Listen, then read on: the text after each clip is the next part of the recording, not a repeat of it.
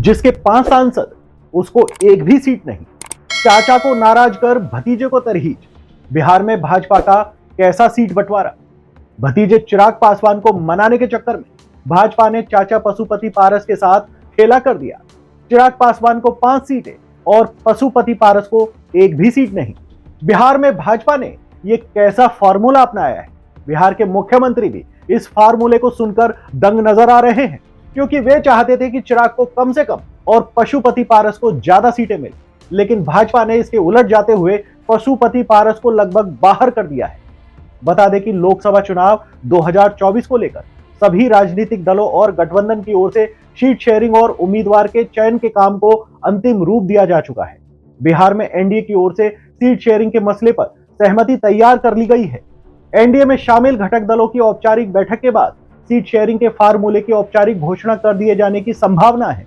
BJP के राष्ट्रीय अध्यक्ष जेपी नड्डा से चिराग पासवान की बुधवार को हुई मुलाकात के बाद सीट शेयरिंग का फार्मूला लगभग तय हो गया है। अब सामने यह निकल कर आया है कि चिराग पासवान को भाजपा 5 सीटें दे रही है और चाचा पशुपति पारस को सांत्वना दे रही है। बिहार एनडीए गठबंधन में शामिल 2 प्रमुख घटक दल बीजेपी और जेडीयू 40 में से 32 सीटों पर चुनाव लड़ सकते हैं। इसके तहत बीजेपी 16 सीटों पर, जेडीयू 16 और चिराग पासवान की पार्टी एलजेपी 5 सीटों पर, जीतन राम मांझी की पार्टी हम 1 सीट पर, उपेंद्र कुशवाहा की आरएलपी 1 सीट पर चुनाव लड़ेगी। वहीं पशुपति कुमार पारस की पार्टी के प्रमुख नेताओं को भी सेट करने का प्लान लगभग तैयार कर लिया गया है। इसके अलावा मुकेश सहनी की पार्टी वीआईपी को भी एनडीए में शामिल करने का प्लान है। इसके तहत उन्हें भी 1 सीट भाजपा दे सकती है। जो खबरें बाहर निकलकर सामने आ रही हैं, उनके अनुसार चिराग पासवान के छोटे भाई और सांसद प्रिंस राज को बिहार कैबिनेट में जगह दी जा सकती है, जो अभी तक नहीं मिली है। जबकि बीजेपी की ओर से पशुपति पारस को राज्यपाल बनाने का प्रस्ताव रखा गया है, जो उन्होंने नहीं माना है। बताया गया है कि रामविलास पासवान के समय वाले फार्मूले के तहत ऑफर दिया गया है। उस समय रामविलास पासवान केंद्र में मंत्री होते थे, तो पारस बिहार कैबिनेट में मंत्री होते थे। उसी आधार पर चिराग दिल्ली की राजनीति करेंगे और प्रिंस को बिहार में मंत्री बनाकर बिहार की राजनीति करने का प्रस्ताव दिया गया है। वहीं पशुपति पारस के समर्थक मान रहे हैं कि भाजपा उनकी राजनीति को लगभग खत्म करने की चाल चल रही है, जो किसी भी कीमत पर मंजूर नहीं होगा। वहीं दूसरी ओर बिहार में एनडीए की सीट बंटवारे में पशुपति कुमार पारस को तरहीज न मिलने की बात सामने आने के बाद राष्ट्रीय लोक जनशक्ति पार्टी के प्रमुख पशुपति पारस ने यहां तक कह दिया कि हमारे लिए सभी विकल्प खुले हुए हैं। उनका यहां तक कहना है कि हमारी जीती हुई 5 सीटें हैं, हम उन पर चुनाव लड़ेंगे। अब इसका फैसला भाजपा को करना है। दरअसल एनडीए में सीट बंटवारे के जिस फार्मूले की बात सामने आ रही है, उससे पारस खेमे में मायूसी है। इस बीच महागठबंधन के नेता लगातार पारस खेमे से संपर्क साध रहे हैं। 13 मार्च को जैसे ही चिराग को एनडीए में तरहीज मिलने की बात सामने आई, पशुपति पारस ने देर रात तक अपने सांसदों के बीच बातचीत की।